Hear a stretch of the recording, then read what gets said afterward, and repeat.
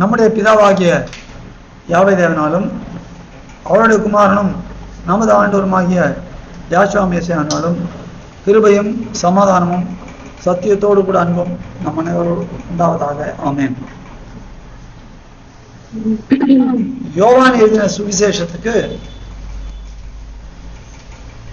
நேராக நாம் கடந்து போவோம். யோவான் எழுதின சுவிசேஷம் 17ஆம் அதிகாரம்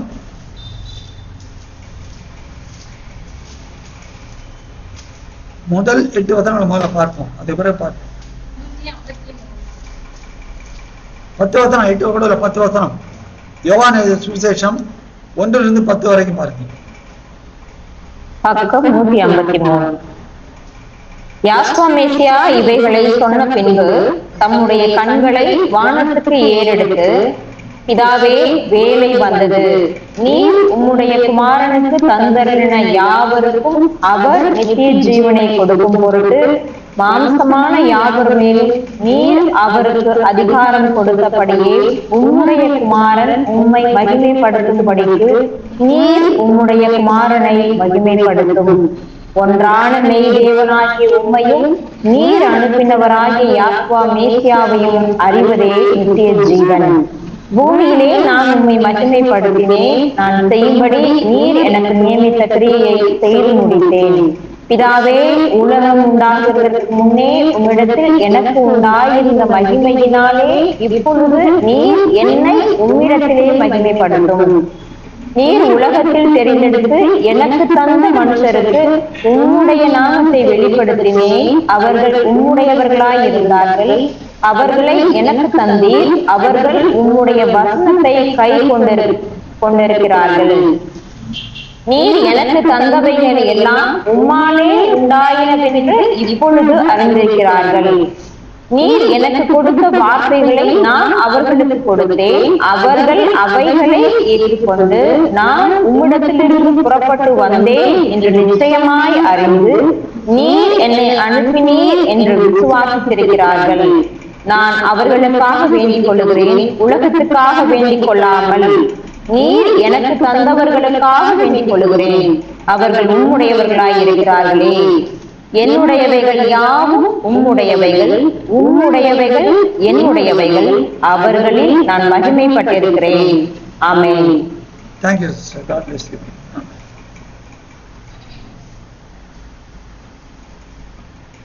எப்படி இந்த ஜபத்தை ஆரம்பிக்கிறப்ப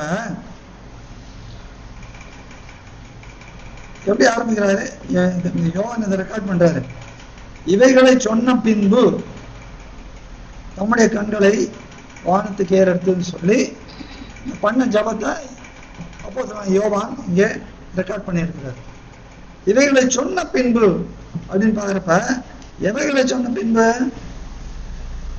அந்த முன்னால 14ஆம் அதிகாரத்துல இருந்து 16ஆம் அதிகாரத்துல இருந்து 16ஆவது அதிகாரம் வரைக்கும் இருக்கிற காரியங்களை சொன்ன பின்பு. வேதம் நம்ம வாசிக்கிறப்ப நல்ல தெளிவா இருக்கணும். ஒவ்வொரு புஸ்தகத்திலையும் எவ்வளவு அதிகாரம் இருக்கு அதெல்லாம் நம்ம இருதயத்துல இருக்கணும். எவ்வளவு புஸ்தகங்கள் இருக்கிறது, ஒவ்வொரு புஸ்தகத்திலையும் எவ்வளவு அதிகாரம் இருக்கிறது இதெல்லாம் தெரிஞ்சு வச்சுக்கணும். அடுத்தது எவ்வளவு வசனங்கள் இருக்குன்றது கிடையாது. ஏன்னா அது ஒவ்வொரு இதுலையும் எடிஷன்லையும் வித்தியாசமா இருக்குது. வசனம் இல்லை, எவ்வளவு புஸ்தகங்கள் எவ்வளவு அதிகாரங்கள். ஏன்னா இந்த மாதிரி நம்ம வேத பாறைகள் இந்த மாதிரி எடுத்து வச்சிருக்கிறாங்க. இப்ப என்னென்ன சம்பவம்னா சம்பவத்துக்கு ஏற்ற மாதிரி பிரிச்சு வச்சிருக்கிறாங்க. இப்ப 14லேருந்து 16 வரைக்கும் அவர் கல்வாரிக்கு போறதுக்கு முன்னால சில காரியங்கள் எல்லாம் அங்கே சொல்லுகிறார் தம்முடைய ஸ்டேஷனோடு. அதெல்லாம் அங்க ரெக்கார்ட் பண்ணாங்க. அதான் இவைகளை சொல்லிய பின்பு. இப்ப இவைகளை சொல்லிய பின்புனா 14லேருந்து 16 வரைக்கும் என்ன நடத்த உங்களுக்கு தெரியும். நான் வேதத்துல தேறினவங்க, நான் ஆண்டவருக்குள்ள விசுவாசிக்கிறேன். அப்ப இது பாக்குறப்ப இவங்களை எப்ப சொன்னாரு? இவங்களை சொல்லிய பின்பு எப்ப சொன்னாருன்னு பாக்குறப்ப அதுக்கு முன்ன என்ன நடந்தது? அதுக்கு முன்ன 13ஆம் அதிகாரம். 13ஆம் இடத்துல என்ன பாக்குறோம்? பஸ்காவை பார்க்கிறோம். அப்ப இங்கதான் துவங்குறது. இந்த 17ஆம் அதிகாரத்தில் பண்ற ஜபம் அதுக்கும் 13ஆம் அதிகாரத்தில் சொல்லப்பட்ட பஸ்காவுக்கும் ஒரு சம்பந்தம் இருக்குது. இப்ப பஸ்காவின் போது என்ன செய்யறாரோ அதை செஞ்சுட்டு இந்த உபதேசத்தை எல்லாம் கொடுக்கிறார். அவளை தேற்றுகிறார், சீஷர்களை தேற்றுகிறார், திடப்படுத்துகிறார். பஸ்காவை பார்க்குறப்ப நம்ம இன்னும் மத்த 26 அதிகாரம் அடைங்க.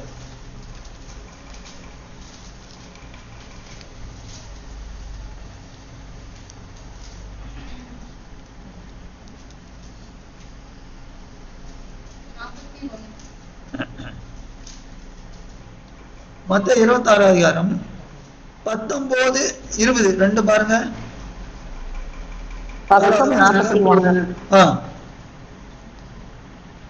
யாசுவா மேசியா கற்பித்தபடி சீஷர்கள் போய் பஸ்காவை ஆயத்தம் பண்ணினார்கள். சாயங்காலமான போது 12 கூட அவர் பந்தி இருந்தார். சரி, நேர பந்தி இருக்கிறப்ப என்ன பண்றாரு பாக்குறப்ப நேர 26 இருந்து வாசிங்க. 26 இருந்து 30 வரைக்கும் பாருங்க. அவர்கள் போஜனம் பண்ணுகையில் யாசுவா மேசியா அப்பத்தை எடுத்து ஆசீர்வதித்து அதை பிட்டு சீஷர்களுக்கு கொடுத்து, நீங்கள் வாங்கி புசியுங்கள், இது என்னுடைய சரீரமாய் இருக்கிறது என்றார். பின்பு பாத்திரத்தையும் எடுத்து ஸ்தோத்திரம் பண்ணி அவர்களுக்கு கொடுத்து, நீங்கள் எல்லாரும் இதிலே பானம் பண்ணுங்கள், இது பாவ மன்னிப்பு உண்டாகும்படி அநேகருக்காக சிந்தப்படுகிற புதிய உடன்படிக்கைக்குரிய என்னுடைய ரத்தமாய் இருக்கிறது. இது இந்த திராட்சை பழ ரசத்தை நவமானதாய் உங்களோட கூட என் பிதாவின் ராஜ்யத்திலே நான் பானம் பண்ணும் நாள் வரைக்கும் இதை பானம் பண்ணுவதில்லை என்று உங்களுக்கு சொல்லுகிறேன் என்றார். அவர்கள் ஸ்தோத்திர பாட்டை பாடின பின்பு ஒலிவமலைக்கு புறப்பட்டு போனார்கள். அப்ப பஸ்காவை ஆசரிச்சுட்டு என்ன பண்றாங்க, ஒரு ஸ்தோத்திர பாட்டை பாடி எங்க போறாரு, ஒலிவ மலைக்கு போறாரு. நான் நல்ல உங்களை ஒவ்வொரு சீக்வன்ஸா நடத்திட்டு அப்படியே காமிக்கிறேன் பாருங்க.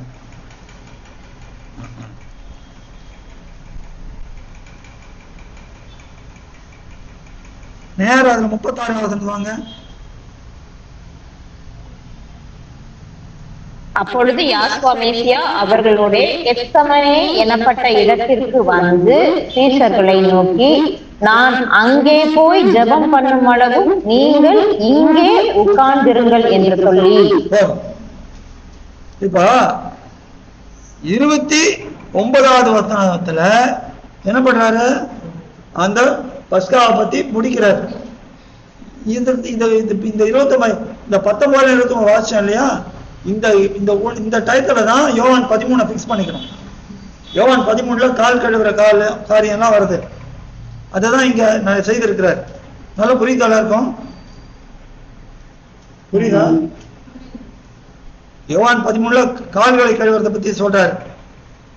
பஸ்கா டயத்துல என்ன பண்ணணும், அதுதான் இங்க பஸ்கா ஆயத்தம் பண்ணினப்ப கால்களை கழுவிட்டு போஜனத்துல எவ்வளவு கொடுக்குறாரு. போஜனம் பண்ணின பிறகு என்ன பண்றாரு, யோவான் 14 அதிகாரத்துல இருந்து 16 அதிகாரம் வரைக்கும் இருக்கிற காரியத்தை எல்லாம் சொல்றாரு. மத்த எல்லாத்தையும் எழுதல, ஏன்னா வேதம் என்ன சொல்றது, ஏசாயா 34:16 என்ன சொல்றது, ஏசாயா 34:16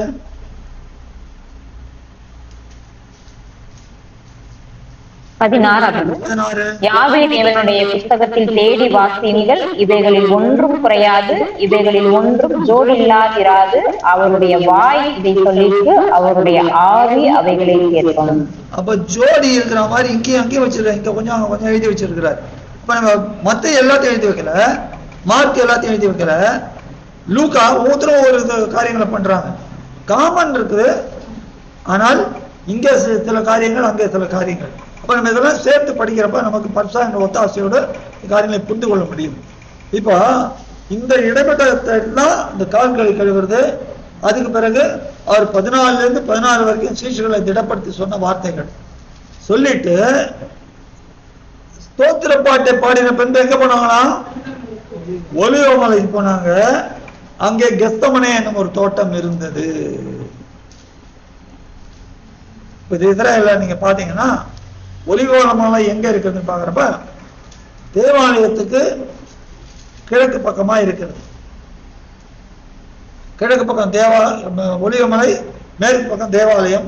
அந்த ஒலிவமலை கீழே வரப்ப அங்கதான் என்ன இருக்குது, கெத்சமனே தோட்டம். ஏன் ஆண்டவர் அநேக இடத்துலாம் போயிருக்கிறான்னா தன்னுடைய இறுதி அந்த அந்த பிரயாணம் அங்கே அந்த பிரயாணத்தை துவக்கும் என்பதாக இது ஒரு முக்கியமான ஜெபம். அந்த யோவான் 17 இதை ஏன் ஒலிவமலையில செய்தார்? அதுல ஒரு விசேஷத்த நோக்கம் இருக்கிறது. ஏன் ஒலிவமலையில எவ்வளவு மற்ற இடத்துல பண்ணியிருக்கலாங்க, அவர் எங்க இருந்தாலும் இதாவை எங்கும் தொழுது உள்ள காலம் வரும்னு சொன்னார்ல. ஆனா ஏன் இந்த ஒலிவமலத்துல மலையில செய்யறாரு? இது தேவனால் முன்பு நியமிக்கப்பட்டது. சரி, இது காரணம் என்னன்னு பார்க்கறப்ப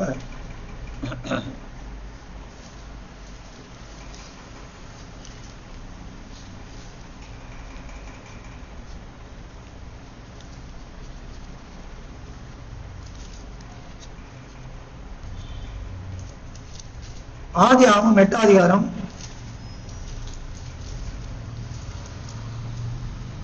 11ஆவது வசனம் பாருங்க. பக்கம் 8. அந்த புறா சாயங்காலத்தில் அவனிடத்தில் வந்து சேர்ந்தது.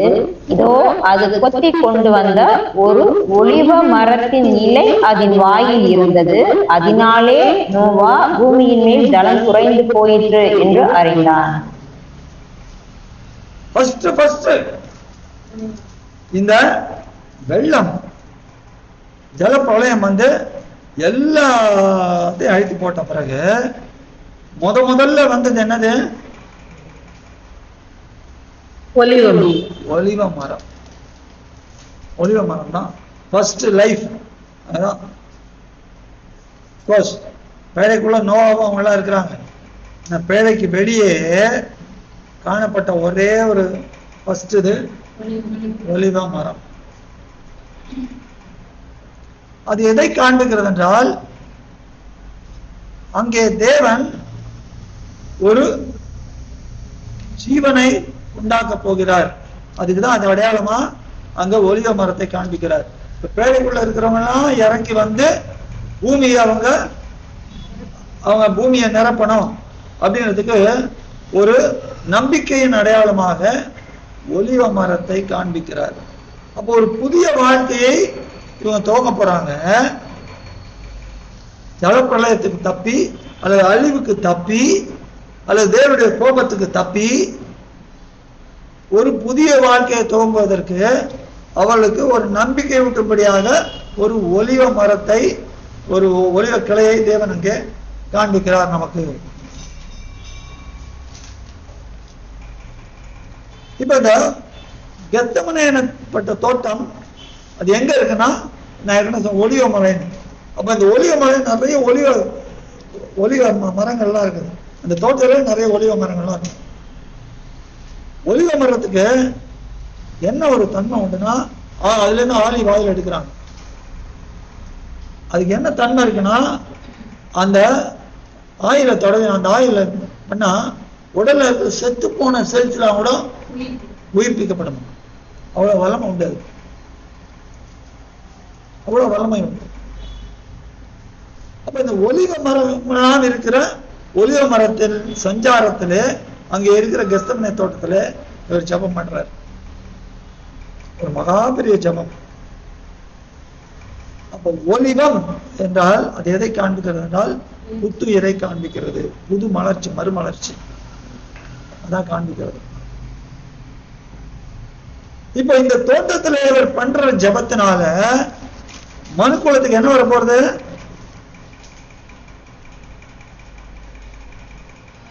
மனு குலத்துக்கு என்ன வர போறது? புதிய ஜீவன் வருது. ஜீவன் புதுப்பிக்கிறது, புதுசா புதிய ஜீவன் வரப்போறது. காட்டு ஒலிவ மரமாகிய நம்ம சொந்த ஒலிவ மரம். அங்கே நோவாவின் சந்ததியிலே வந்தவர்களுக்கு பூமியிலே குடிகொள்ளும்படிக்கு நம்பிக்கையாக ஒரு ஒலிவ கன்றை காண்பித்தார். இங்கே மனுக்குலம் நித்திய ஜீவனை பெறும்படிக்கு அந்த ஒலிவ மரம் கொண்ட தோட்டத்துல போய் அவர் ஜெபம் பண்றது எதுக்காகனா, அந்த 3ஆவது வசனத்தை அதை எழுதி வச்சிருக்கிறார். தேவனே, உம்மையும் நீர் அனுப்பினாகிய மெய்யான ஜீவ வருஷமாகிய என்னையும் அறிவது. நம்ம 2 பேரையும் அறிஞ்சினாங்கன்னா இவங்களுக்கு புத்துயிர் இல்ல, பூமியில வாழ்வதற்கான மறுமலர்ச்சி இல்ல. நித்தியமாய் நம்ம 2 பேரோடு வாழும்படியாக ஒரு ஸ்லாக்கியம், ஒரு சந்தர்ப்பம், ஒரு சான்ஸ் நமக்கு தேவன் கொடுக்கிறார். அதனால அந்த தோட்டத்தை தேர்ந்தெடுத்துருக்காரு. அந்த தோட்டத்துல போய் இந்த ஜபத்தை பாருங்க.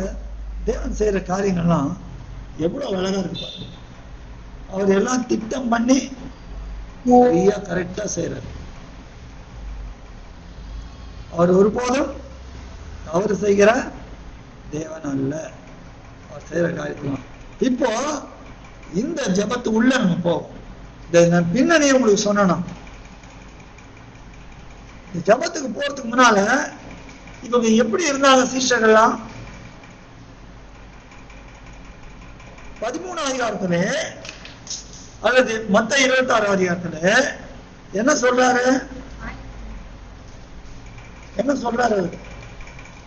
நாம் மூப்பராலும் பிரதான ஆசாரியராலும் கொலை செய்யப்பட போகிறோம் சொல்றாரா இல்லையா?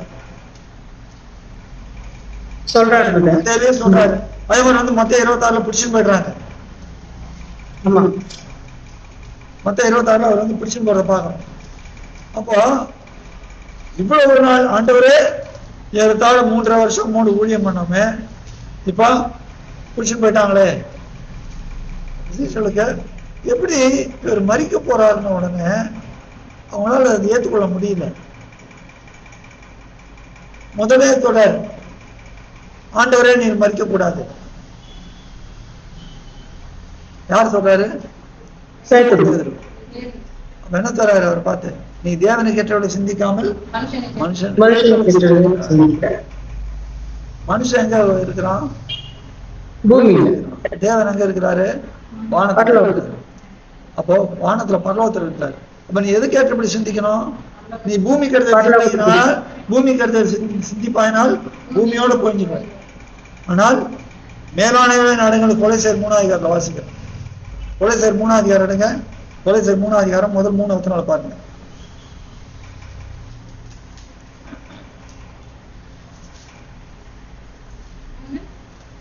முதல் 3 வசனம். கொலை செய்ய 3 முதல் 3 வசனங்கள் பக்கம் சொல்லுங்க. எடுத்தாங்க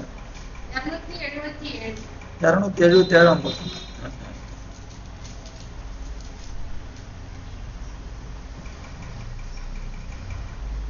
நீங்கள் யாஸ்வா மேசியாவுடன் கூட எழுந்ததுண்டானால் யாஸ்வா மேசியா தேவனுடைய வலது பாரிசத்தில் வீற்றிருக்கும் இடத்தில் உள்ள மேலானவைகளை தேடுங்கள், பூமியில் உள்ளவைகளை அல்ல, மேலானவைகளையே நாடுங்கள்.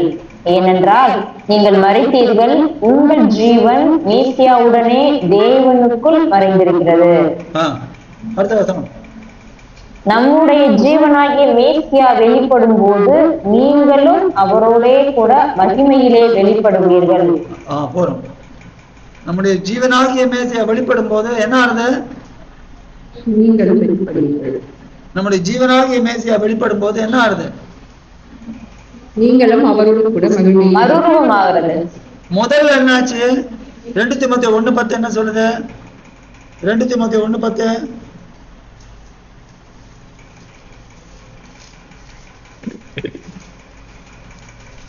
291 பக்கம். நம்முடைய இரட்சகராகிய யாஸ்வா மேசியா பிரசன்னமானதினாலே அந்த கிருபை இப்பொழுது வெளிப்படுத்தப்பட்டது. அவர் மரணத்தை பரிகரித்து ஜீவனையும் அழியாமையையும் சுவிசேஷத்தினாலே வெளியரங்கமாக்கினார். முதல் வரியில மரணத்தை பரிகரித்தாரு. ஆனால் 2ஆம் வரியில வரப்போது நமக்கு என்ன கொடுப்பாரு? முதல் வரியில நமக்கு என்ன கிடைக்கிறது? ஜீவன் கிடைக்கிறது. மரித்த இருந்த நம்ம எபேசியர் 2ஆம் அதிகாரம் முதல் வசனத்தை வாசிக்கிறோம். அக்கிரமணிகளான பாவங்களான மரித்தவர்களான இந்த உங்களையவர் மேசியாவோடு கூட உயிர்ப்பித்து உன்னதங்களை அவரோடு கூட உட்காரம் செய்தார். 1-8 வரைக்கும் வாசிக்கிறோம். எபேசியர் 2ஆம் அதிகாரம் 1-8 வரைக்கும். முதல் வருகையிலே அவர் வந்து நமக்கு ஜீவனை கொடுத்தார். அவர் மறுபடியும் வெளிப்படும் போது நித்திய ஜீவனை கொடுப்பார். புரியுதா?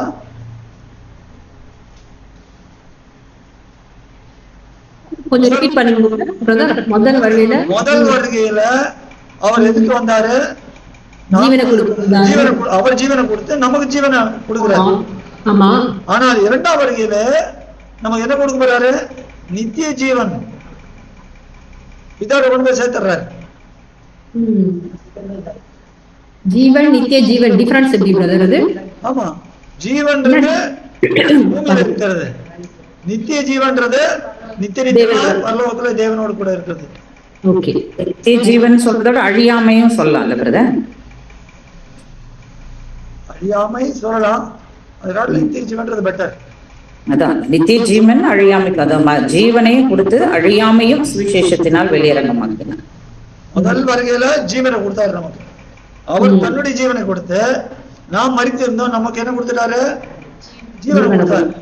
அதனாலதான் அப்போ நான் பவுல் சொல்றாரு, கிறிஸ்து எனக்கு ஜீவன்.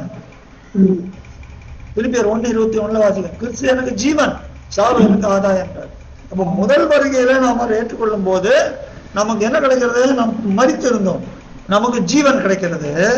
இந்த ஜீவனை நாம் வைத்து இல்ல நம்ம எப்படி இருப்போம்? எப்படி இருப்போம்? நம்ம எப்படி இருந்திருப்போம்? அழிவு குறைவர்களா முந்தினா நம்முடைய ஸ்தாயில இருந்திருப்போம். அழிவு மண்ணான சாயல் அல்ல, முந்தினாதான் அவன்கிட்ட வந்து மண்ணுக்குரிய என்ன இருந்தது? ஆவியில மரித்திருந்தான். அவன் சரீரமும் ஆத்மாவும் தான் இருந்தது. அவன் ஆவியிலே மரித்திருந்தான். ஆனா உயிர்ப்பிக்கிற ஆவியானார் 1:15. அப்ப ஆண்டவர் வந்து நமக்கு மரித்திருந்த நமக்கு என்ன கொடுத்துட்டாரு? ஜீவனை கொடுத்துட்டாரு. நீங்க நல்லா பாருங்க, ஜீவனை கொடுத்துட்டாருன்னா இந்த சாதாரண இந்த வாழ்க்கை அது எல்லாருக்கும் இருக்குது, எல்லாருக்கும் உயிர் இருக்குது, உயிர் அது வேற. ஆனால் ஆவிக்குரிய நிலைமையிலே எல்லாரும் மரித்திருக்கிறார்கள். நாமும் மேசியாவுடைய கிருபையினால் அவருடைய ரத்தத்தினாலே நாம் ஜீவனை பெற்றிருக்கிறோம். இதுதான் ஜீவன். இப்ப இந்த ஜீவனை பெற்றுக்கொண்டு நாம் இந்த ஜீவனிலே நிலைத்திருப்போமாக நாம் நித்திய ஜீவனை பெற்றுக்கொள்வோம். அதனால்தான் விசுவாசத்தை துவக்குகிறவரும் பூரணப்படுத்துகிறவரும். துவக்கம் ஜீவன், பூரணப்படுதல் நித்திய ஜீவன்.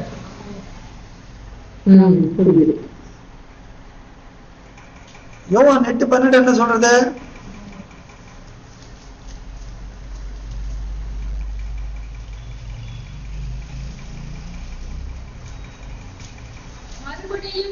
பக்கம் மறுபடியும் பக்கம் 137 பக்கம். யோவான் 8:12 என்ன இருக்குன்னு சொல்லலாம். தபராஸ்லாம் நிறைய டைம் சொல்லிருக்கிறாங்க. இப்படிதான் நீங்க வேகமா சொல்றீங்க, ஒரு தடவைக்கு 2 தடவைக்கு 3 தடவை சொல்லுங்க. குறிப்பா தபராஸ்டுக்காகவே சொல்றேன். யோவான் 8:12 பக்கம் 137. யோவான் 8:12.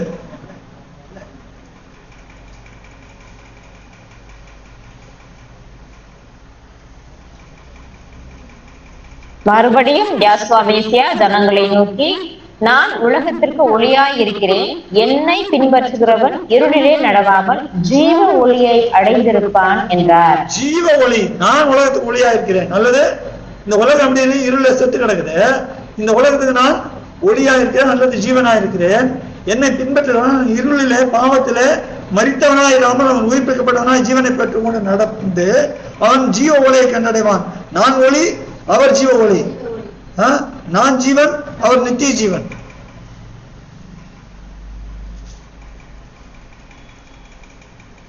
அப்போ இந்த ஒளிய மரம் கொண்ட கெத்செமனே தோட்டத்திலே இவர் வந்து சொல்றதுக்கு முன்னாடி எப்படி இருக்கிறாங்க? சோர்ந்து போயிருக்காங்க. ஐயோ, ஆண்டவர் மறிக்க போறாரு. அதான் 14 16 வரைக்கும் நீங்க என்கிட்ட எப்படி வந்தீங்க? நீங்க தேவனத்தில் விசுவாசமா இருந்தீங்க. பக்தி உள்ளனே யாவை தேவன் தமக்கென்று தெரிந்து கொண்டாருன்னு சங்கீதத்தில் வாசிக்கிறோம். நீ தேவனத்தில் விசுவாசமா இருந்தீங்க சீஷர்களே, இதனால வரைக்கும் என்னோட இருந்தீங்களே, தேவனத்தில் விசுவாசமா இருந்தீர்கள், ஆனால் என்னிடத்திலும் விசுவாசமா இருங்கள், உங்கள் இருதயம் கலங்காது. எப்போ சொல்றாரு? 3 வருஷம் ஊழியம் முடிக்கிற வேலையில சொல்றாரு. யோவான் 14 எப்போ ஊழியத்தை முடிக்கிற வேலையில 14:1 சொல்றது, உங்கள் இருதயம் கலங்காதிருப்பதாக தேவனிடத்தில் விசுவாசமா இருங்கள். அழைக்கிறப்ப முதல்ல கூப்பிட்டு அப்ப சொல்லிங்க, அவட பரவாயில்ல. இவ்வளவு வருஷம் 3.5 வருஷம் கூட இருந்து அநேக அற்புதங்கள்லாம் பார்த்து எல்லா நன்மைகள்லாம் பெற்றுக்கொண்டு ஏன் ஏன் யோவான் 2ஆம் அதிகாரம் கடைசி வசனம் பாருங்க.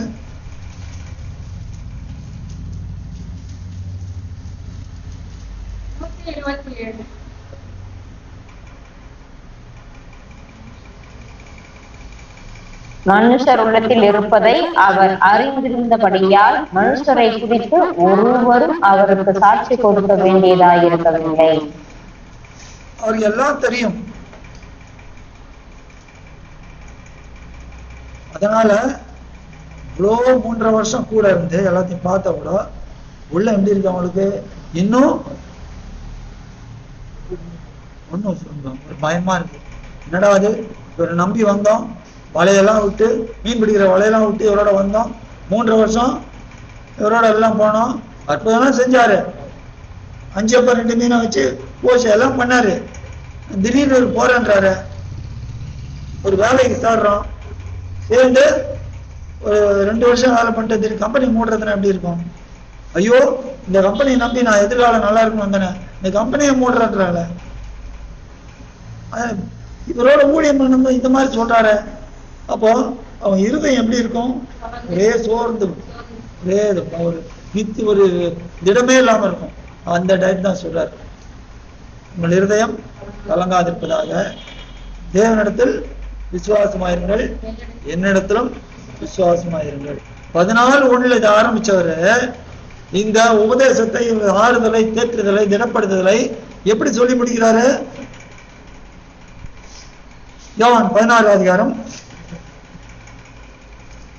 31 33 வரைக்கும் பாருங்க. இப்படிதான் சொல்லி முடிக்கிறார். யோவான் ரெக்கார்ட் பண்ணிருக்காரு. 16:16 யோவான் 16:31-33 வரைக்கும். 152ஆம் பக்கம். யாஸ்வா மேசியா அவர்களுக்கு பிரதியுத்தரமாக, இப்பொழுது நீங்கள் விசுவாசிக்கிறீர்கள், இதோ நீங்கள் சிதறுண்டு அவனவன் தன் தன் இடத்துக்கு போய் என்னை தனியே விட்டு விடும் காலம் வரும், அது இப்பொழுது வந்திருக்கிறது. ஆனாலும் நான் தனிக்கிறேன், பிதா என்னுடனே கூட இருக்கிறார். என்னிடத்தில் உங்களுக்கு சமாதானம் உண்டாயிருக்கும் பொருட்டு இவைகளை உங்களுக்கு சொன்னேன். உலகத்தில் உங்களுக்கு உபத்திரவம் உண்டு, ஆனாலும் திடன் கொள்ளுங்கள், நான் உலகத்தை ஜெயித்தேன் என்றார். அந்த ஆரம்பிச்சார் 14:1 ஆரம்பிச்சார். எப்படி முடிக்கிறார் பாருங்க.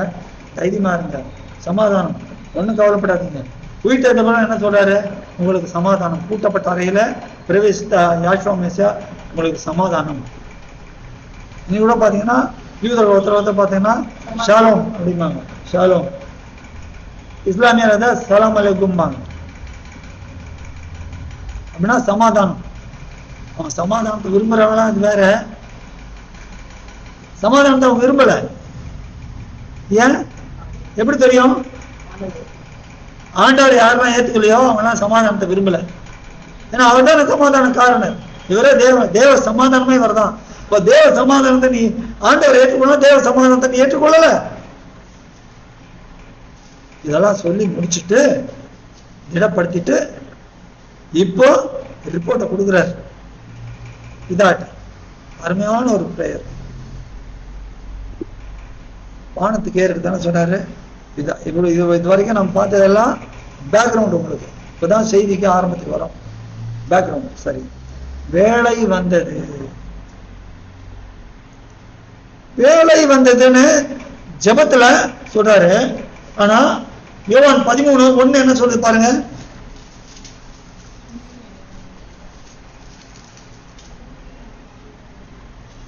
நான் வந்தேன் என்று சொன்னார். யோவான் 13:1 பக்கம் 147.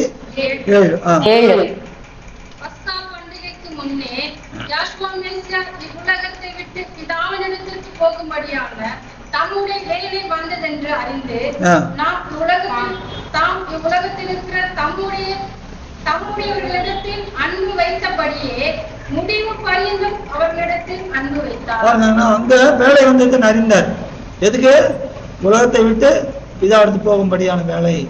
அது சொல்லிட்டு சீரியெல்லாம் இது பண்ணிட்டு இப்ப ரிப்போர்ட் கொடுக்குறப்ப பிதாட்ட சொல்றாரு, பிதாவே வேலை வந்தது, அதற்காகவே வந்தேன்.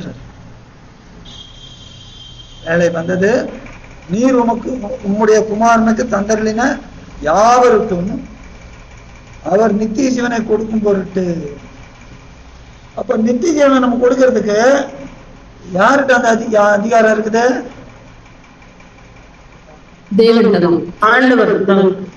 ஆண்டவர்கிட்ட. என்ன சொல்றாரு? அவர் கொடுக்குது. நீர் உம்முடைய குமாரனுக்கு தந்தருளின யாவருக்கும் அவர் நித்திய ஜீவனை கொடுக்கும் பொருட்டு. யார் அவரு? ஆண்டவர் தான்.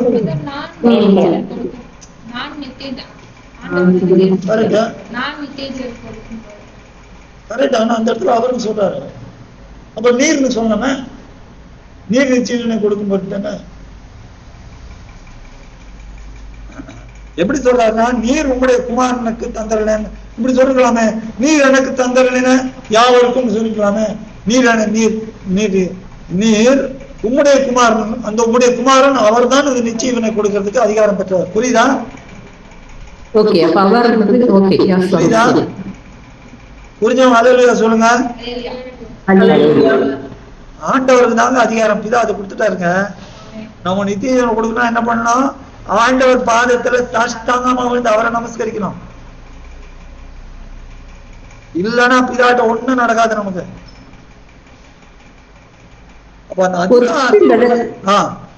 ஜீவன்றது ஜீவன் அடைந்து ஜீசஸ் கிரைஸ்ட். நித்திய ஜீவன்றது பிதாதான. அப்போ இங்க அவர் பிதாதான கொடுக்குறாரு நித்திய ஜீவன்றது. நித்திய ஜீவனை கொடுத்து பிதாதான கொடுக்குறாரு நித்திய ஜீவன். குமாரன் வந்து அறிவிக்காவிட்டால் பிதா யாருன்னு தெரியாது. பிதா யாரு? குமாரன். ஆமா, நீங்க கேளுங்க, என்னன்னு கேட்டு முடிக்குமோல. அதான் பிரதர், ஜீவன் கொடுக்குறது கிறிஸ்து, நித்திய ஜீவன் கொடுக்குறது பிதாதானன்ற. இல்ல, ஜீவன் ஒரு நிமிஷம் சார். ஜீவன்றது கிறிஸ்து, நித்திய ஜீவன்றது பிதா.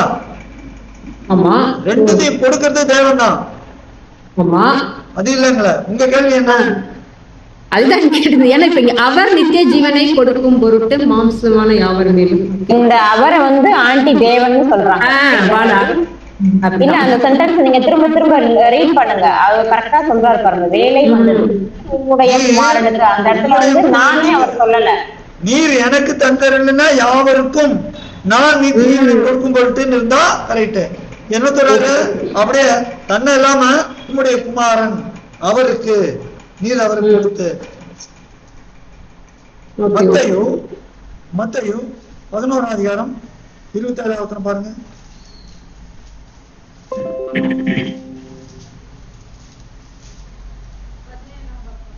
17ஆம் பக்கம். 17ஆம் பக்கம். சகலமும் என் பிதாவினால் எனக்கு ஒப்பு கொடுக்கப்பட்டிருக்கிறது.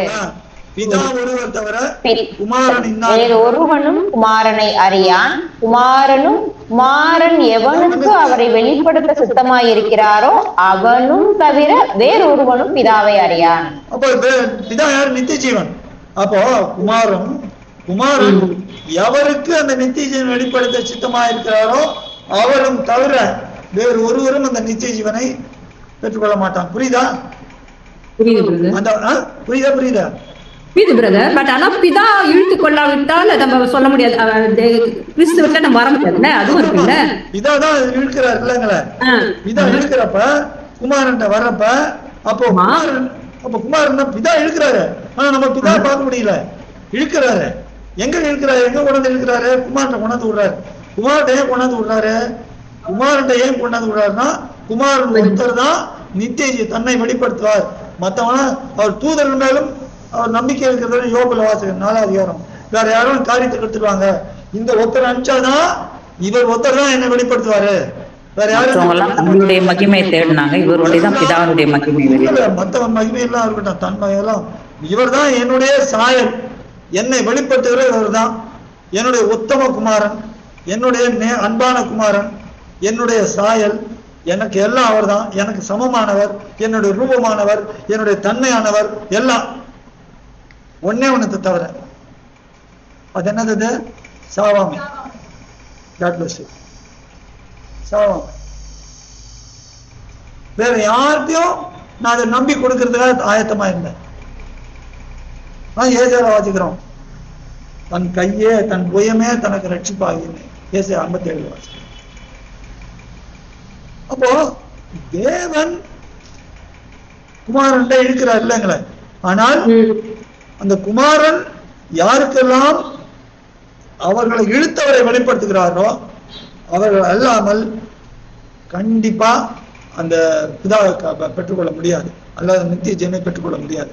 அன்னைக்கு அழகா சொல்லிட்டார், நித்திய ஜீவனை கொடுக்கும் பொருட்டு நீர் எனக்கு தந்தவர்களுக்கெல்லாம் நீ தான் இழுக்கிறீர் பிதாவே, நீர் இழுத்து என்கிட்ட கொண்டாந்திருக்கிறீரு. எதுக்காக கொண்டாந்திருக்கிறீர? உண்மை வெளிப்படுத்தும்படிக்கு அல்லது நித்திய ஜீவனை பெரும்படிக்கு இந்த அதிகாரத்தை எனக்கு கொடுத்திருக்கிறேன். புரியுதா சார்? புரியுது. மற்ற எல்லாரும் புரியுதா? அஞ்சலா சிஸ்டர், டெபரா சிஸ்டர், புரியுது பிரதர். புரியுது பிரதர். கொடுக்கும் பொருட்டு மாமிசமான யாவர் மேலும் நீர் அவருக்கு அதிகாரம் கொடுத்த பாருங்க. அப்ப அந்த அதிகாரத்தை எப்படி மாமிசமான யாவர் மேலும் அந்த அதிகாரத்தை கொடுத்தபடியே உம்முடைய குமாரன் உண்மை மகிமைப்படுத்தும்படிக்கு நீர் உம்முடைய குமாரனை மகிமைப்படுத்தும். அப்படி பிணைச்சு பிணைச்சு பிணைச்சு பிணைச்சு இந்த ஜபத்தை செய்யறாரு. அப்படி தன்னையும் தனக்கு பிதா நியமித்த காரியத்தையும் சொல்லி அது அழகா பிதாவை மகிமைப்படுத்துறாரு. நம்ம ஜபத்துல அதிகமா அந்த எக்ஸால்டேஷன் சொல்லுவாங்க இங்கிலீஷ்ல, உயர்த்துதல். உயர்த்துதல் உயர்த்தணும் சொல்லிட்டு ஒன்றான மெய்தேவனாகிய உம்மையும் நீர் அனுப்பினவராகிய யாஷுவா மேசியான அறிவதே நித்திய ஜீவன். அப்ப நித்திய ஜீவன் அறியணும்னா உண்மை அறியணும் இல்லைங்களே. ஆனா உண்மை எங்க நீர் வெளிப்படுத்திருக்கிறீர்? உங்களுடைய குமாரன் தான் வெளிப்படுத்துகிறேன். அப்ப உங்களுடைய குமாரனை அறிந்தால்தான் உண்மை அறிய முடியும். குமாரன் அறிஞ்சா உண்மை அறியலாம். இந்த ரெண்டு பேரையும் அறிஞ்சுக்கிறதா நித்திய ஜீவன். உங்களுடைய குமாரன் அறிஞ்சிட்டு குமாரனே நீர் சொன்னா அது நித்திய ஜீவன் கிடையாது. ஒரு வசனம் சொல்லுவாங்க, எல்லாம் அதை உங்களுக்கு நான் விளக்கு, ஏன்னா அதெல்லாம் பாசிபிள் வசனம். தப்பான பாதையில கொண்டு போறதுக்கு ஒரு பாசிபிள் வசனம். 1 யோவான்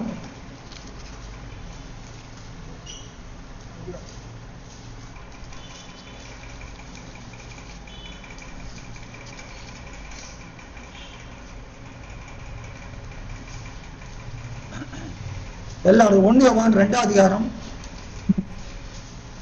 23வது வசனம். எல்லாம் எடுத்துங்க, பக்கம் 327. 1 John chapter 2 verse 23. 1 யோவான் 2வது அதிகாரம் 23வது வசனம். குமாரனை மறுதலிக்கிறவன் பிதாவை உடையவன் அல்ல, குமாரனை அறிக்கை இடுகிறவன் பிதாவையும் உடையவனாய் இருக்கிறான். இந்த வசனத்தை வச்சு ஒரு தப்பான உபதேசம் போதகம் என்னன்னா என்ன சொல்றாரு இவரு யோவான்? குமாரனை அறிக்கை எடுக்கிறவன் பிதாவையும் உடையவனா இருக்கிறான். அதனால நான் குமாரனை அறிக்கை இடுறோம், குமாரனை மாத்திரம் அறிக்கை இடுறோம் போறோம். இப்படி ஒரு உபதேசம் போறது. ஏன் மாத்திரம் அப்படி சொல்றது? குமாரனை அறிக்கை இடுவன் பிதாவை உடையவனா இருக்கிறான். சரி, நான் ஒத்துக்கிறேன். ஆனா என்ன சொல்றாரு? குமாரனை குமாரன் என்று அறிக்கையிட வேண்டும். நீ குமாரன் என்ன சொல்ற?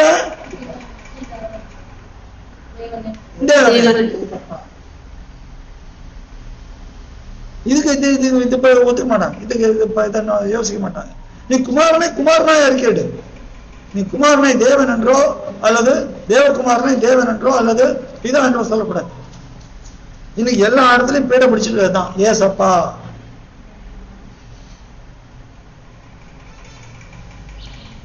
இந்த வசனம் சொல்லுவாங்க. அதனால நீங்க அதெல்லாம் நல்ல உறுதியா தெரிஞ்சுக்கிறது உங்களுக்கு நல்லது. உபதேசம் இல்லாதனால்தான் சீர்கட்டு போறது. பூமியிலே நான் உண்மை மகிமைப்படுத்தினேன், நான் செய்யும்படி நீர் எனக்கு நியமித்த கிரியை செய்து முடித்தேன். முடிச்சிட்டாரா? முடிச்சிட்டாரா? இது முடித்தேன்னு முடிக்க போகிறேன்னு சொல்லிருக்கணும்ல. ஆமா இந்த கெத்செமனே தோட்டத்துல ஜெபம் பண்றேன். ஜெபம் பண்ணிட்டு போய் என்ன நடக்க போறது? அங்கே யூதாஸ் வந்து காட்டி கொடுக்குறான், போர் சேவலாம் வர போறாங்க. நான் போய் பிறகு அங்க எல்லாம் ட்ரையல் எல்லாம் நடந்துட்டு நான் கல்வாரியில போய் அதை அப்ப என்ன சொல்லிக்கணும்? முடிக்க போகிறேன் பிதாவே. ஆனா என்ன சொல்றாரு? முடிச்சுட்டு எப்படி? அந்த உறுதி நம்பிக்கை உறுதியா சொல்றாரு, அதை முடிஞ்சிட்டு செஞ்சு முடிச்சுட்டேன்னு வெளிப்படுத்தினார்ல பிரதர், லட்சத்து தெரியாதுல்ல, அது முடிச்சுட்டான்றாருல்ல. அதுக்கு பதில் கொலேசியர் 2:9 ரிப்பீட் பண்ணுங்க. கொலேசியர் 2:9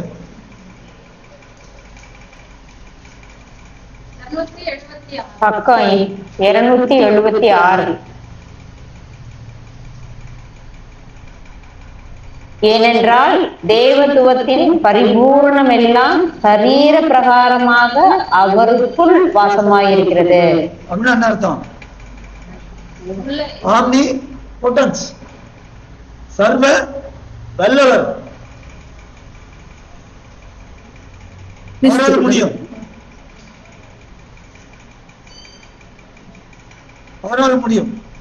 பாருங்க யோவான், இது கிறிஸ்துவ தான சொல்றாரு பிரதர் கொலேசியர். ஆமா ஆமா ஆமா ஆமா ஆமா. யோவான் 5:26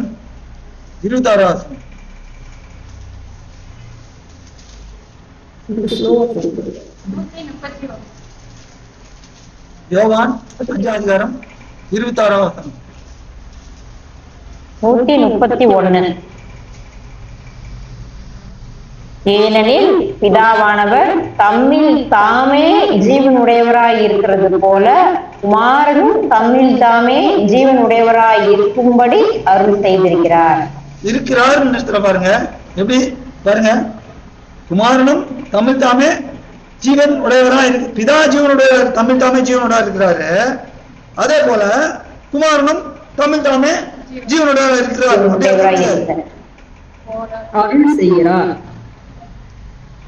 செய்திருக்கிறார். யோவான் 10:14-18 வரைக்கும் பாருங்க. சொல்லுங்க பிரதர், கொஞ்சம் ஃபாஸ்டா போறீங்க புரியறதுக்கு.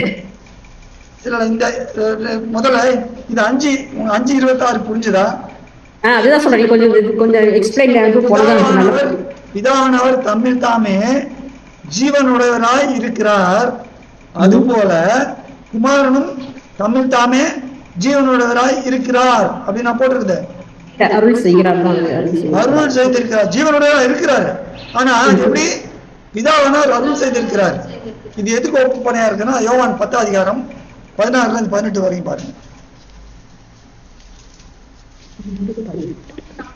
142 பக்கம். இந்த தொழுவத்தில் உள்ளவைகளை அல்லாமல் வேறே ஆடுகளும் எனக்கு உண்டு, அவைகளையும் நான் கொண்டு வர வேண்டும். அவைகள் என் சத்தத்துக்கு செவி கொடுக்கும். அப்பொழுது ஒரே மந்தையும் ஒரே மேய்ப்பனுமாகும். நான் என் ஜீவனை மறுபடியும் அடைந்து கொள்ளும்படிக்கு அதை கொடுக்கிறபடியினால் பிதா என்னில் அன்பாயிருக்கிறார். ஒருவனும் அதை கூர்ந்து கவனிங்க. ஒருவனும் அதை என்னிடத்திலிருந்து எடுத்துக் கொள்ள மாட்டான், நானே அதை கொடுக்கிறேன். அதை கொடுக்கவும் நல்லா ரொம்ப அழகா வாசிக்கிறார். God bless you. நானே அதை கொடுக்கிறேன். எப்படி நல்லா ஆணித்தனமா வாசிக்கிறாப்ல ஜென்டா. கரெக்ட், அப்படியே வாசிமா. அதை கொடுக்கவும் எனக்கு அதிகாரம் உண்டு, அதை கொடுக்கவும் எனக்கு அதிகாரம் உண்டு, அதை மறுபடியும் எடுத்துக் கொள்ளவும் எனக்கு அதிகாரம் உண்டு. இவ்வளவு சொன்னவரு என்ன சொல்லிட்டாரு? இந்த கட்டளையை அங்க என்ன சொன்னாரு? பிதாவானவர் தம்மில் தாமே ஜீவனோட இருக்கிறார், குமாரனும் ஜீவனோட இருக்கும்படி அருள் செய்திருக்கிறார். இருக்கிறாரு, ஆனா அது எப்படி? அது அவர் அருள் செய்ததுனால்.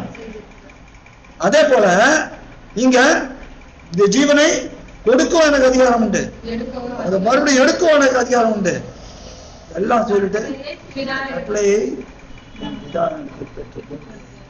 எவ்வளவு டோட்டல் பிளாட். நமக்கு எப்படி நமக்கு மாத்திரம் நம்மளை மாத்திரம் அந்த நிலைமையில பிதா தூக்கி வச்சிருந்தாரா, ஜனநாவை டாய் நான் யாரும் தெரியுமா, தொலைச்சு கட்டிடுவேன் சொல்லிடுவோம் நம்மளாம். ஆனா இல்ல, என்ன பாருங்க, அதுதான் தெய்வத்தின் அடக்கம், தெய்வத்தின் தாழ்மை. இந்த தாழ்மை நமக்குள்ள வரணும். பிரசங்கம் பண்ற எனக்கு நிறைய தேவை, எல்லாருக்கும் அது தேவை. நிறைய நேரத்தில் நம்ம என்ன ஆயிடுது, உள்ள அப்படி அடங்கிட்டு இருக்கோம். திடீர்னு ஒரு சந்தர்ப்பம் வரப்ப அப்படி தழுத்துக்கும் அந்த பெருமை விடவே கூடாது. வந்துருங்க. பூமியிலே கிரை செய்து முடித்தேன், ஏனென்றால் தேவத்துவத்தின் பரிபூரணம் எல்லாம் சரீர பிரகாரமாக அவருக்குள் வாசமா இருக்குது என்று கூட இந்த 2:9 வாசிக்கிறோம். அதனால்தான் அந்த ஆம்னி பொட்டன்ஸ் அவருக்கு உண்டு, சர்வ வல்லவர் இருக்கிறார்.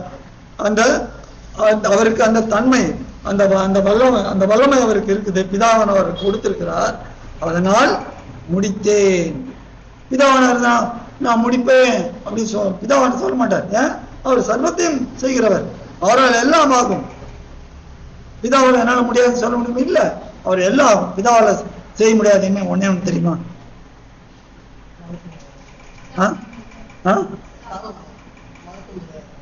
பொய் சொல்ல முடியாது, பொய் சொல்ல முடியாது. அதான் யாவே மாறாதவர், அவர் வாயிலிருந்து புறப்பட்ட வார்த்தை அது வெறுமையா எடுத்து தின்பார். அப்ப அப்படிப்பட்ட தேவன். அப்போ முடித்தே, அப்போ பிதாவுக்கு இருக்கிற அதே தன்மை, அந்த தன்மை இவருக்கும் இருக்கிறது பிரியமானவர்களே. இதாவே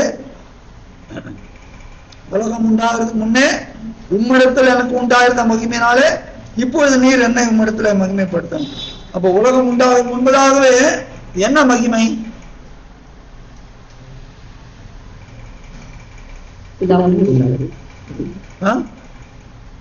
அவர் தேவனுக்குள்ளாக இருந்தார், அந்த சமமா இருப்பது, சமமா இருப்பது கொள்ளையாடல். அவருக்குள்ள இருந்தார், தேவனா இருந்தார். யோவான் 1:1 வந்து ஆதியில் வார்த்தை தேவனாய் இருந்ததுன்னு வந்து அந்த மகிமை வந்து நீதிமொழி 8வது அதிகாரம். நீதிமொழிகள் 8ல வந்து சகலத்தை உருவாக்க முடியும் செல்ல பிள்ளையா அவர்கிட்ட உலகம் தோன்றுவதற்கு முன்பாகவே உம்மிடம் அது கரெக்டா சொல்லுங்க. 22 தமது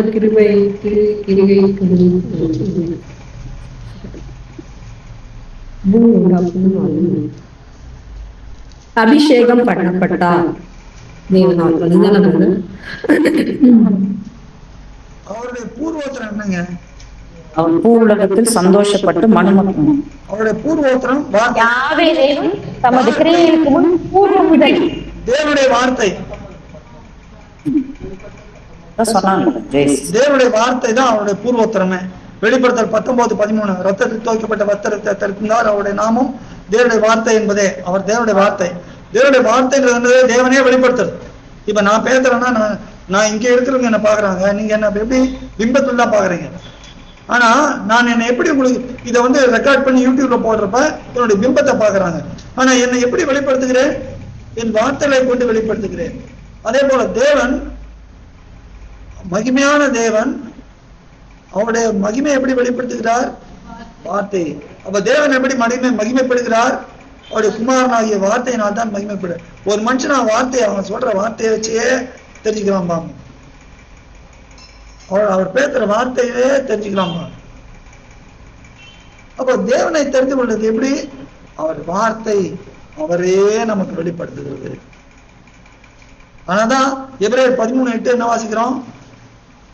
தேவன் மாறாதவராயிருக்கிறார், யாசுவா மேசியா நேற்று என்றும் என்றும் மாறாதவராயிருக்கிறார். இதான் எப்படி இருக்கிறாரோ அதே போலதான் குமார்.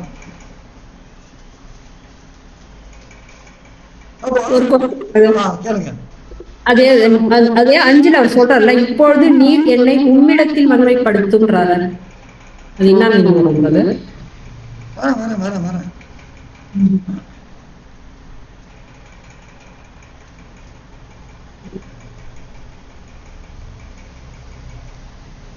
நல்லா புரிஞ்சுதா? அந்த அந்த மகிமைன்றது என்னது? வார்த்தை. வார்த்தை எப்படிப்பட்டது? எபிரேயர் 4:12. அது ரைட். மத்தேயு 5:18 என்ன சொல்லுது?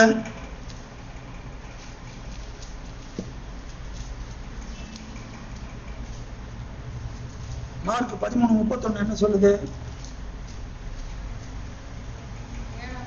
மத்தேயு 5:18 7ஆம் பக்கம். வானமும் பூமியும் ஒளிந்து போனாலும் நியாய பிரமாணத்தில் உள்ளதெல்லாம் நிறைவேறும் அளவும் அதில் ஒரு சிறு எழுத்தாகிலும் ஒரு எழுத்தின் உறுப்பாகிலும் ஒளிந்து போகாது என்று மெய்யாகவே உங்களுக்கு சொல்லுகிறேன். அப்ப வார்த்தையின் மகிமை என்ன? ஒழியாது. ஒழியாது. வார்த்தை ஒழியாத வார்த்தை, அது ஒழிந்து போகாது. அப்போ உலகம் உண்டாகும் முன்னே உம்மிடத்தில் எனக்கு உண்டாயிருந்த மகிமை என்னது? உங்களுடைய வார்த்தையாயிருந்தேன் அல்லது ஒழியாதவராயிருந்தேன். இப்பொழுது நான் எங்க போகிறேன்? போகிறேன். போனால் திரும்பி வராத தேசத்துக்கு ஜனங்கள் போகணும். அது எப்படிப்பட்ட தேசம்? போனால் திரும்பி வராத தேசம். யோபு 10:21 என்ன சொல்லுது? மரண இருளும் யாரும் பார்க்காம சொல்ல முடியுமா? நிறைய பேர் காரிருளும் மரண அந்தகாரமான தேசமும் போனால் திரும்பி வரும். எடுத்து வாசிங்க, போயிட்டு பாரு, பரவாயில்ல. யோபு 10:21. இருளும் அந்தகாரமாயும் ஒளியும் இருளாகும். யோபு பக்கம் 642. பக்கம் 642. காரிருளும் மரண அந்தகாரமுமான இருண்ட தேசமும் இருள் சூழ்ந்த ஒழுங்கில்லாத மரண அந்தகாரம் உள்ள தேசமும் ஒளியும் இருளாகும் தேசமும் ஆகிய போனால் திரும்பி வராத தேசத்துக்கு நாம் போகும் முன்னே. அப்போ அந்த தேசத்துக்குள்ள போனா எப்படி? ஒளியும் இருளாகும். மரண அந்தகாரம், வெறும் மரணம் இல்ல, வெறும் அந்தகாரம் இல்ல, மரணம் அடைந்து இருளிலே தள்ளப்படுகிறது. அது ஒழுங்கில்லாத தேசம். அங்கே போனால் திரும்பி வர முடியாது. அப்படின்னா என்ன அர்த்தம்? அங்க போனா ஒழிஞ்சு போயிடுவோம். பிதாவே, இப்ப நான் எங்க போறேன்? கெத்செமனேயோட ஜெபம் பண்றாரு. பண்ணிட்டு எங்க போறேன்? சிலுவையில மரணத்துக்கு போறது. சிலுவையா? அப்படின்னா என்னது? அதான் மரணம் அடைய போறாருல பிரதர், தேவனை விட்டு பிரியறாருல. சிலுவைன்ற வார்த்தை வேதத்தில் நம்ம சபையில இருக்கிறவங்க தயவுசெய்து சிலுவைன்ற வார்த்தை வேதத்துல இல்ல, நல்லா தெரிஞ்சுங்க. அது மரம். மரத்திலே தூக்கப்பட்டவனும் சபிக்கப்பட்டவன், அதான் வேதம். சிலுவைன்றதெல்லாம் பிற்காலத்தில் சேர்க்கப்பட்டவர். இப்போ இவர் எங்க போகிறாரு? கல்வாரி போகிறாரு. போய் அங்க என்ன நடக்க போறது? அவர் மரித்து பாதாளத்துக்கு போறாரு. போனால் திரும்ப நம்ம போயிருக்கணும். போனால் திரும்பி வராத தேசத்திற்கு அவர் போறாரு. அவர் போனாரா இல்லையா? எப்படி தெரியும்? அங்கே போய் காவலில் உள்ள ஆவிகளுக்கு பிரசங்கித்தார்னு வருது. எங்க இருக்கு? 1 பேதுரு 3:16 பாருங்க.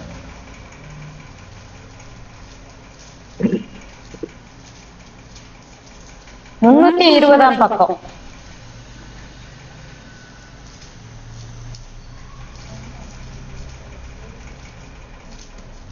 ஒன்னு பேதுரு 3:16 தானே பிரதர்? ஆமா 16 மேசியாவுக்கு ஏற்ற உங்கள் நல் நடத்தையை தூசிக்கிறவர்கள் உங்களை அக்கிரமக்காரர் என்று உங்களுக்கு 18 பாருங்க. ஏனெனில் அவர் அநீதியுள்ளவர்களாக நீதி நம்மை தேவனிடத்தில் சேர்க்கும்படி அநீதி உள்ளவர்களுக்கு பதிலாக நீதி உள்ளவராய் பாவங்களின் நிமித்தம் ஒரு தரம் பாடுபட்டார். அவர் மாமிசத்திலே கொலையுண்டு ஆவியிலே உயிர்ப்பிக்கப்பட்டார். அந்த ஆவியிலே அவர் போய் காவலில் உள்ள ஆவிகளுக்கு பிரசங்கித்தார். அப்ப காவலில் உள்ள ஆவிகளுக்கு போய் பிரசங்கிட்டார். எங்க போறாரு? பாதாளத்துக்கு போறாரு. அப்போஸ்தலர் 2ஆம் அதிகாரம் 24ஆம் வசனம். போனால் திரும்பி வராத தேசத்துக்கு அவர் போனாரு. ஆனால் அப்போஸ்தலர் 2:24 என்ன சொல்றது? அப்போஸ்தலர் 2:24 163ஆம் பக்கம். தேவன் அவருடைய மரண உபாதைகளின் கட்டை அவிழ்த்து அவரை எழுப்பினார். அவர் மரணத்தினால் கட்டப்படக்கூடாதிருந்தது. கட்டப்பட்டிருக்க கூடாதிருந்தது. சரியா? ஏன்னா அவர் போனால் நம்ம போனா கட்டப்பட்டு தூக்கி போடப்பட்டிருப்போம். ஆனால் இந்த இடம் கரெக்ஷன் சொல்லிருந்தீங்க பிரதர். இந்த கட்டப்பட்டிருக்க கூடாதுன்றதுக்கு வந்து கரெக்ஷன் சொல்லிருந்தீங்க. கட்டப்பட்டிருக்க கூடாது இருந்தது, கட்டப்படக்கூடாது, ரெண்டும் ஒரே அர்த்தம் தான். அப்போ அங்கே நாம் போனால் திரும்பி வர முடியாது. அதே போல நமக்கு போல அவர் போனாரு. ஆனா அவர் அங்கே அவரை கட்டி வைக்கப்படக்கூடாது இருந்து அவர் பரிசுத்தர். அதனால என்ன ஆச்சு? பாம்பு தவளை பிடிச்சு என்ன பண்ணும்? விழுங்கிடும். அதே போல இவரையும் மரணம் என்கிற பிசாசு என்கிற வலு சிற்பம் இவரையும் விழுங்கினான்னு பார்த்தது. ஆனா இவரை வாயில போட்டோம்னா அது என்னாச்சு? பல்லு காலி, பாம்போட பல்லு காலி. வெறும் அந்த பாம்பு என்ன பாம்பு? பொக்க பாம்பு. அதான் அது பொக்க பாம்பு, பல்லு காலி. பல்லு அவர் மேல அதிகாரம் இல்லை அதுக்கு. அதனால தேவனுக்கு வேற வழியே இல்லை, அவர் வழியை கொண்டாடணும். ஆனாதான் அவர் எழுப்பினார். அதான் இங்க சொல்றாரு, இப்பொழுது நீர் என்னை உம்மிடத்துல மகிமைப்படுத்தும். அது என்ன மகிமை? ஒழியாத வார்த்தை. நான் ஒழியாத வார்த்தையா இருந்தேனே பிதாவே உம்மோடு, உம்முடைய கட்டளையின்படி மாமிசமான யாவரையும் நான் ரட்சிக்கும்படிக்கு அவர்களுக்கு நித்திய ஜீவனை கொடுக்கும்படிக்கு நானும் மாமிசமாய் வந்தேனே.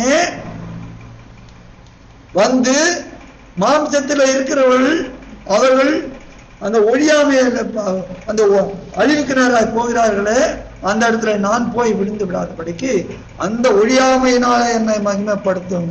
அல்லேலூயா. புரியுதா? புரியுது.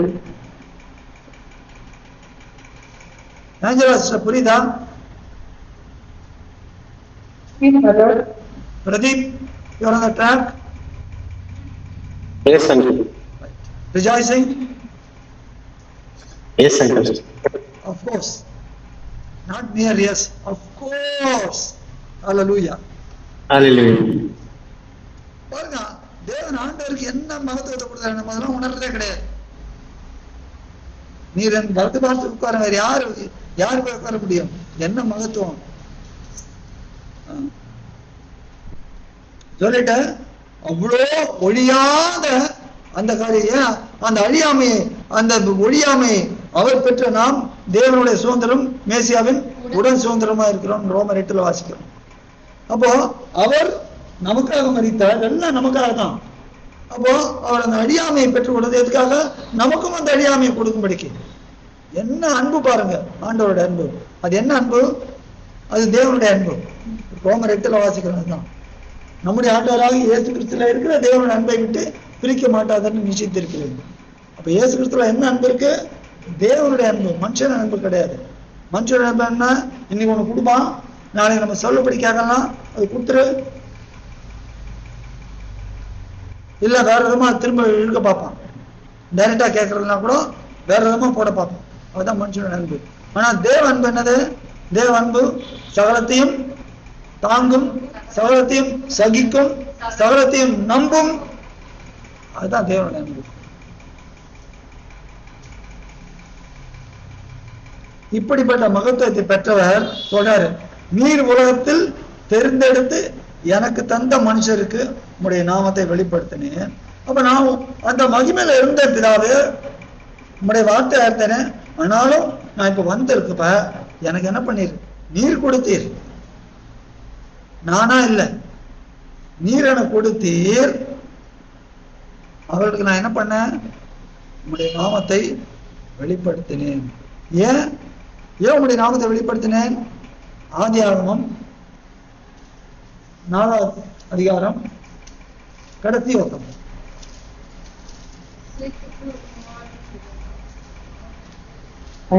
ஐந்தாம் பக்கம். சேத்துக்கும் ஒரு குமாரன் பிறந்தான், அவனுக்கு ஏனோஸ் என்று பெயரிட்டான். அப்பொழுது மனுஷர் யாவே தேவனுடைய நாமத்தை அவமதிக்க ஆரம்பித்தார்கள். அப்படியே போச்சு.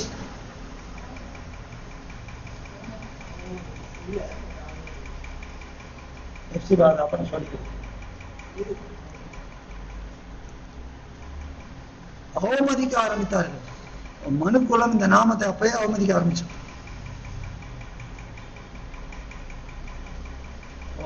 இந்த நாமத்தை நான் வெளிப்படுத்த வந்தேன். இதாவே எல்லாருக்கும் இல்லை, நீ யாரெல்லாம் தெரிஞ்சு எனக்கு கொடுத்தீரோ அவங்களுக்கெல்லாம். அப்ப யாவேங்கிற நாமத்தை நம்ம சொல்றேன்னா அது நம்மகிட்ட ஒண்ணுமே நம்ம பெருமை பாராட்ட முடியாது. அந்த நாமத்தை நமக்கு யார் வெளிப்படுத்தினாங்க?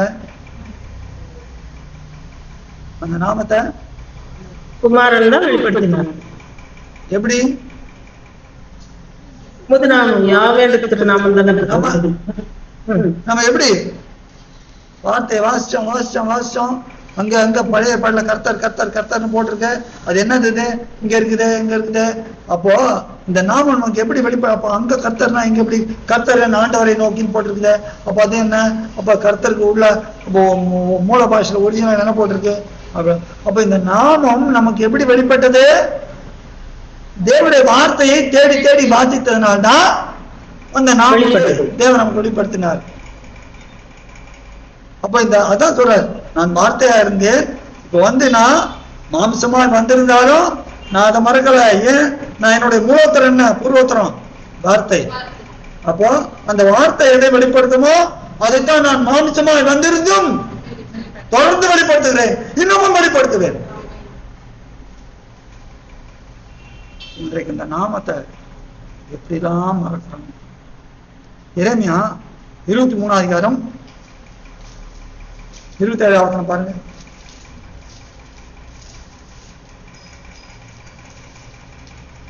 என் ஜனத்தின் பக்கம் 904 பக்கம்.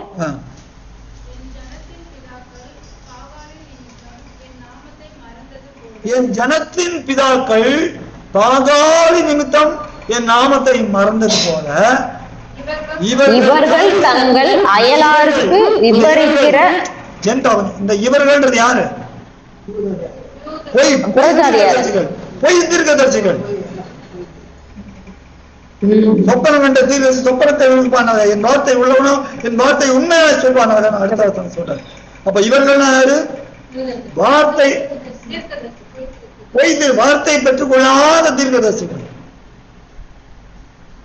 இவர்கள் தங்கள் அயலாருக்கு விவரிக்கிற சொப்பனங்களினாலே நாமத்தை அவர்கள் மறக்கும்படி செய்ய பார்க்கிறார்கள். அங்க அவமதிக்க ஆரம்பிச்சாங்க. பிற்காலத்துல யூதர்களுக்கு என்ன பண்ணிட்டாங்க? மறக்க பண்ணிட்டாங்க. எப்படி? பாகால் கொண்டாந்துட்டு பாகால வச்சு நேரம் எல்லாம் ஓசியா இருப்பாங்க.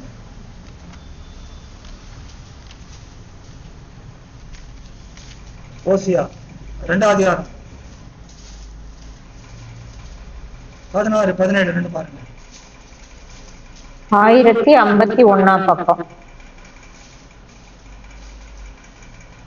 அக்காலத்தில் நீ என்னை இனி பாகாலி என்று சொல்லாமல் ஈஷி என்று சொல்லுவாய் என்று யாவே தேவன் உரைக்கிறார். பாகால்களுடைய நாமங்களை அவள் வாயிலிருந்து அற்று போக பண்ணுவேன். இனி அவைகளின் பெயரை சொல்லி அவைகளை நினைக்கிற நினைப்பும் இல்லாமற் போகும். இந்த பாகால்ன்றது என்னன்னா அதனால லார்டு தயவு செய்து லார்டுன்னு சொல்லாதீங்க. தேவனுடைய நாமமா சொல்லுங்க. லார்டுன்னு ஜெபம் பண்ணாதீங்க தயவு செய்து. பிரதர் பாகால்னா என்ன சொன்னீங்க மீனிங்? பாகால்னா அடோனாய். பாகால்னா அந்த மீனிங். ஆண்டவன். ஏசாயா 26 அதிகாரம் 13 14 பாருங்க. 26 13 14 எடுத்த பக்கம் சொல்லுங்க. 830 ஏசாயா 26:13-14. தேவனாகிய யாவே தேவனே 830 பக்கம். ஆ, எங்கள் தேவனாகிய யாவே தேவனே, உம்மை அல்லாமல் வேறே ஆண்டவன்மார் எங்களை ஆண்டார்கள். இனி உம்மை மாத்திரம். கொஞ்சம் இருங்க ஜெனிட்டா, கொஞ்சம் இரு. ஏன்னா முதல் பகுதி மாத்திரம் வாசிங்க. எங்கள் தேவனாகிய யாவே தேவனே உம்மை யாவே தேவனே, உம்மை அல்லாமல் வேறே ஆண்டவன்மார் எங்களை ஆண்டார்கள். அப்ப இதோட லார்டுன்னு வந்துருச்சு, ஆண்டவர்னு வந்துருச்சு. இனி உம்மை மாத்திரம் சார்ந்து உம்முடைய நாமத்தை பிரஸ்தாபப்படுத்துவோம். பாருங்க, அவர்கள் செத்தவர்கள் ஜீவிக்க மாட்டார்கள், மாண்ட ராட்சதர் திரும்ப எழுந்திரார்கள். அப்போ வாசிக்கிறோம், லார்டு தயவு செய்து லார்டு பண்ணாதீங்க. யாரும் அறியாமையுள்ள காலங்கள் தேவன் காணாது போல் இருக்கிறார். இப்பொழுதோ மனம் திரும்ப வேண்டும் என்று எங்குள்ள மனுஷர் எல்லாருக்கும் கட்டளை இருக்கிறார். அப்போ 17:30. தயவு செய்து ஆண்டவரே ஆண்டவரே ஜெபம் பண்ணாதீங்க. பிதாவே அப்பா, பிதாவே அப்பா, பிதாவே. குமாரன் ஆவி நம்ம நம்ம உள்ளத்துல இருந்து அனுப்பின நோக்கமே அதுதான். அப்பா பிதாவே, அவர் அப்பா பிதான்னு போல நம்மளும் அப்பா பிதாங்க. ஜெபம் பண்ணணும், அப்பா பிதாவே அப்பா பிதாவே சொல்லுங்க. இன்னைக்கு கிறிஸ்டியானிட்டியில அதெல்லாம் வந்துருது, லார்டு லார்டு லார்டு. ஆனா தேவன் அதை விரும்புவார். அது பண்ணிய காரியம் கொண்டாந்து வச்சது. இப்போ வந்துருங்க, யோவான் 17:6. உம்முடைய நாமத்தை வெளிப்படுத்தினேன், அவர்கள் உம்முடையவர்களாய் இருந்தார்கள், அவர்களை எனக்கு தந்தீர், அவர்கள் உம்முடைய வசனத்தை கை கொண்டிருக்கிறார்கள். இப்ப இந்த வசனத்தை தேடுறப்பதான் இந்த நாம நமக்கு வெளிப்படும். வசனம் யாரு? ஆண்டவர். அப்போ ஆண்டவரை தேடுறப்ப, வசனத்தை தேடுறப்ப, தேடி வாசிக்கிறப்ப நமக்கு யாருடைய நாமம் வெளிப்படும்? வெளிப்படும். நீர் எனக்கு தந்தைகள் எல்லாம் உம்மாலே உண்டாயினவென்று இப்பொழுது அறிந்திருக்கிறார்கள். யாரு? இந்த வசனத்தை கை கொண்டிருக்கிறவங்க எல்லாரும் கிடையாது. யாரெல்லாம் இந்த சீஷர்களாகிய, யாரெல்லாம் சீஷர்கள்?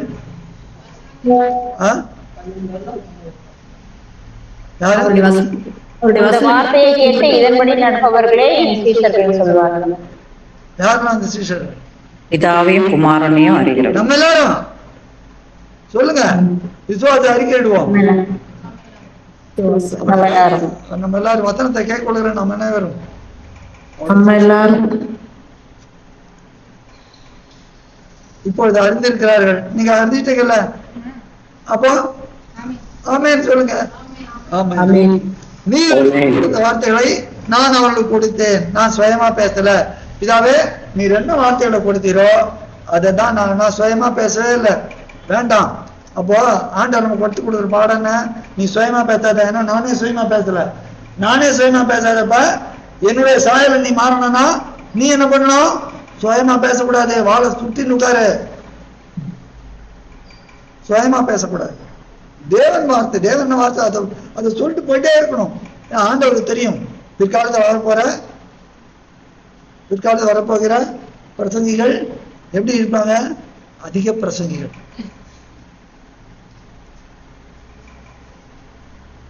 நம்ம பண்ணவே கூடாது. வார்த்தை என்னவோ தேவன் என்ன சொன்னாரோ பொருளை கூட நல்கத்தோட சொல்ல பாருங்க. நாங்களோ தேவவசனத்தை கலப்பாய் பேசாமல் துப்புரவாயும் தேவனால் அருளப்பட்ட பிரகாரமாயும் மேசியாவுக்குள் தேவ சந்நிதியில் பேசுகிறோம். எவ்வளவு நடுக்கத்தோட சொல்றார் பாருங்க.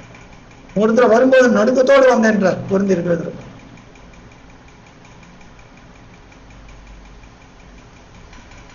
அவர்களை ஏற்றுக்கொண்டு நான் உங்களுக்கு புறப்பட்டு வந்தேன் என்று நிச்சயமாய் அறிந்து நீர் என்னை அனுப்பீர் என்று விசுவாசிக்கிறார்கள். அப்போ வசனத்தை ஏற்றுக்கொள்றவங்க என்ன செய்வாங்க?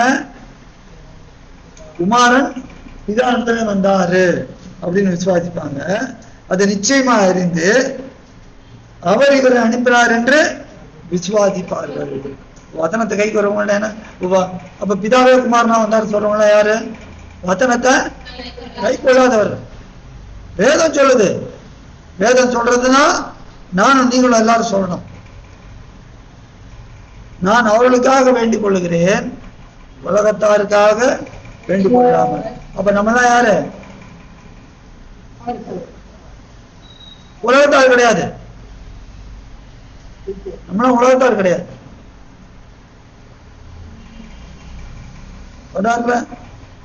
உலகத்துக்காக வேண்டிக் கொள்ளாமல் நீர் எனக்கு தந்தவர்களுக்காக வேண்டிக் கொள்கிறேன், அவர்கள் உம்முடையவர்களாக இருக்கிறார்களே.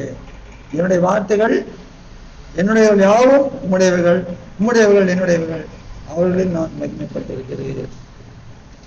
நல்ல எவ்வளவு தேவனே, உம்மிடத்துல நீர் என்னை மகிமைப்படுத்தினீர், இப்போ நான் யாரிடத்துல மகிமைப்பட்டிருக்கிறேன்?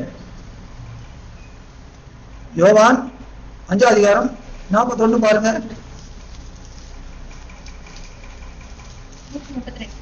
132. நான் மனுஷரால் மகிமையை ஏற்றுக்கொள்ளுகிறதில்லை. நான் பாட்டு பாடுறபடி, மகிமை உமக்கன்றோ, மாட்சிமை உமக்கன்றோ, துதியும் சோதா. அது மகா துதி தேவனுக்கு.